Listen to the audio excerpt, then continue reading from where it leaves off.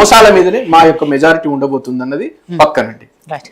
So Shravan గారు, ఇక్కడ ఇంకొక 500 రోజులు ఓపిక పడితే మళ్ళీ బీఆర్ఎస్ పార్టీ అధికారంలోకి వస్తుంది అని చెప్పేసి కేటీఆర్ గారు జూబ్లీహిల్స్ నియోజకవర్గంలో ప్రచారంలో చెప్తున్నారు, రోడ్ షోలో చెప్తున్నారు. ఏదైతే కాంగ్రెస్ పార్టీ ఫెయిల్ అయిందో దానికి బుద్ధి చెప్పాలి అనేదే ప్రధానంగా వాళ్ళు తీసుకెళ్తున్న అస్త్రాలు.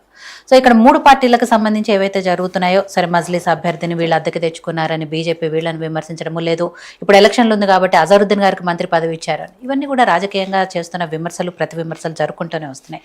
కానీ ఇక్కడ మీరు అన్నట్టు ముందు రోజు నైట్ ఎవరైతే ప్రభావితం చేస్తారో వాళ్ళకే ఎక్కువగా అవకాశం ఉంది అనేది దాంట్లో కూడా ఒక ప్రచారం జరుగుతుంది.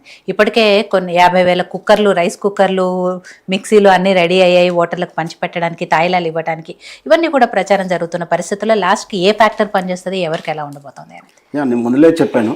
దానికన్నా ముందు ఒక చిన్న మన మిత్రులందరికీ కూడా వీళ్ళకే కాదు, అంటే వీళ్ళకి తెలదని కాదు, ఒకసారి నా ఉద్దేశం, మనం ఎప్పుడైనా కోర్టు విషయంలో కానీ జడ్జిల విషయంలో కానీ ఈ దేశ యుద్ధాలు సైనికుల విషయంలో వచ్చినప్పుడు మనం ఏమి కామెంట్ చేయకుండా బెటర్. ఎందుకంటే డిబేటబుల్ మన ఏర్లోకి వెళ్తుంది, అది తప్పే అవ్వచ్చు, నిజమే కావచ్చు, ఆ పార్టీ ఈ పార్టీ వైపు వెళ్ళి దాన్ని కొంచెం సెన్సిటివ్ అంశాలు మనం ఎక్కువ టచ్ చేయకుంటే బాగుంటుంది అనేది నా ఉద్దేశం. ఎవరైనా సరే దాంట్లో విమర్శించాల్సి వస్తుంది, విమర్శలు ఉన్నాయి, మెచ్చుకోవాల్సి వస్తుంది. ఎందుకంటే అవి ఎంత కాదన్నా రాజకీయ ప్రమేయాలతో నిర్ణయించబడతాయి. మనం ఒకటంటే వాళ్ళు ఇంకోటి అనాల్సి వస్తుంది, నువ్వు అన్నావు అని మనం ఇంకోటి అనేసరికి చివరాఖరికి ఏంటంటే మన దేశ భద్రత, మన సైనికుల స్ఫూర్తి దెబ్బతినే అవకాశాలు ఉంటాయి. కాబట్టి డిబేట్ చేయకుంటే బాగుంటుంది అనే ఉద్దేశం. ఇకపోతే రాజకీయ నాయకులు కూడా అట్లా సైనికులు అవమానపడుతుంది మాట్లాడుకుంటే ఎవరైనా సరే వద్దు, మనం ఇక్కడ అనకూడదు. ఇప్పుడు మీరు అనే రేవంత్ రెడ్డి అని అంటే వాళ్ళు ఇంకో ఆయన చెప్తాడు, ఇంకో ఆయన చెప్తాడు, అది వాళ్ళ రాజకీయ నాయకులు వెళ్ళిపోతారు. నువ్వు నేను మాత్రం మీరు వినండి సార్, నేను చెప్పేది వినండి, కొంచెం నీ ఉద్దేశం చెప్తాను. రేవంత్ రెడ్డిని ఇప్పుడు ఎవరు ఏమన్నారు? వెంకరెడ్డి గారు, రామరెడ్డి గారు మాట్లాడారా, శ్రవణ్ మాట్లాడారా, ఈయనని కేసేద్దామా, ఆయనని కేసేద్దామా, ఈయనని ఇబ్బంది పెడదాం, ఆయన ఇబ్బంది ఆలోచిస్తారు. కానీ రేవంత్ రెడ్డి అనే విషయాన్ని కానీ ఇంకా రేపు ఇంకో మీరు మారడండి,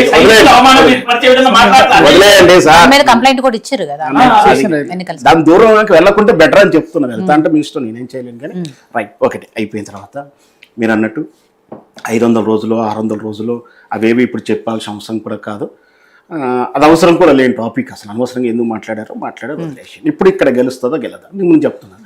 సింపతి, మరి సింపతి పనిచేస్తుందా, హైడ్రా పనిచేస్తుందా? ఇక్కడ మనం మొదటి నుంచి చెప్తూనే ఉన్నాం, తెలంగాణ మొత్తం కూడా ఒక రకమైన రిజల్ట్ ఇస్తే హైదరాబాద్ మెట్రోపాలిటన్ అంతా కూడా ఒక రకమైన డిఫరెంట్ ఇచ్చిన బీఆర్ఎస్కి అనుకూలంగా ఇచ్చింది చాలా వరకు. ఇప్పుడు అది పనిచేస్తే అలాగే వస్తుందా, ఇక్కడ రాదా? ఎట్లా ఆలోచిస్తుంటే ఏమవుతుంటే ఇప్పుడు ఆ రోజు ఉన్నట్టు మానియా వేరుగా ఉంది.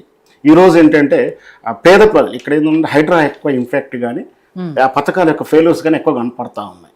అయినా కూడా వీటిని డామినేట్ చేస్తూ ఈ సమీకరణాలు ఏదైతే ఉన్నాయో, అయితే ఎంఐఎం పోటీ చేయకపోవడం కానీ, లేకపోతే మిగతా పార్టీలను ఒకవైపుగా ఉండడం, ఇంకా పోటీ చేస్తుందేమో అనుకున్నటువంటి తీర్మార్ మల్లన్న పార్టీ అసలు ఇండిపెండెంట్గా కానీ ఏ పార్టీ రూపంలో కానీ ఆయన రిజిస్ట్రేషన్ అయినా కూడా ఈ కవిత జాగృతి అది కూడా ఒక విన్నాం. వీళ్ళెవరు కూడా పోటీలో రాకపోవడాలు, అంటే డివిజన్ ఒకటి ఆల్రెడీ మెర్జ్ అయిపోయి ఉంది. ఇక్కడ ఎంఐఎం ఒకటి ఆల్రెడీ మెర్జ్ ఒకవైపుగా ఉంటుంది.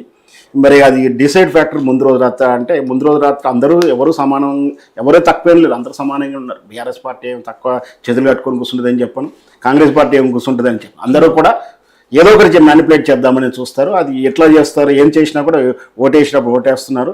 ఇక్కడ బీసీ నినాదం కూడా కొంచెం ఇన్ఫ్లుయెన్సబుల్గా ఉండే, కానీ తీరా ఎన్నికలు ప్రచారం దగ్గర పడతా ఉంటే బీసీ నినాదం వెనక్కి వెళ్ళిందేమో అని అనిపిస్తూ ఉంది.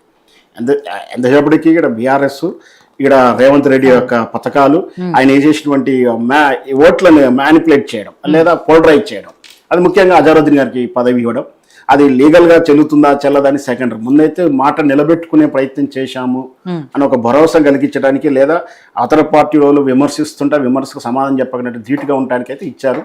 ఇక పోర్టుపోలియో ఉన్నా లేకున్నా అది పెద్ద ప్రభావం చూపేదు. మొత్తం మీద అయితే ఇక్కడ మైనార్టీ ఓటు, బీసీ ఓట్లు కీ ఫ్యాక్టర్ అవుతున్నాయి. వీరు ఎటువైపు ఉన్నారు, మైనార్టీలు డామినేట్ చేస్తారా, మైనార్టీలు అందరూ ఒకవైపు గుండుగుత్తగా వస్తే మరి బీసీలు అందరూ కూడా ఎట్ల వైపు అంటే నవీన్ యాదవ్ గారు ఉండడం, ఇక్కడ బీసీ నినాదం పనిచేయడం, ఇటువైపు పేదలంతా కూడా హైడ్రాగా దెబ్బతిని మా రియల్ ఎస్టేట్ వ్యాపారాలు దెబ్బతినడం వల్ల మాకు కూలి దొరకపోవడం లాంటి ఇట్లాంటివన్నీ కూడా డిసైడ్ ఫ్యాక్టర్ అవుతున్నాయి. మరి రిజల్ట్ చూస్తే కానీ మనం ఏం చెప్పలేదు. రైట్. సో ఇప్పుడు పొన్నం ప్రభాకర్ గారు జూబ్లీ హిల్స్కి సంబంధించి కిషన్ రెడ్డి గారికి ఏదైతే మాట్లాడుతున్నారో దానికి ఆయన ఒక ఛాలెంజ్ చేశారు. గతంలో ఇదే అభ్యర్థికి 25,000 ఓట్లు వచ్చాయి కదా, ఈసారి 10,000 కంటే ఎక్కువ ఓట్లు రావని ఛాలెంజ్ చేస్తున్నాను, బీజేపీ దానికి రెడీగా ఉందా అని చెప్పేసి ప్రభాకర్ గారు మాట్లాడుతున్నారు, పొన్నం ప్రభాకర్ గారు.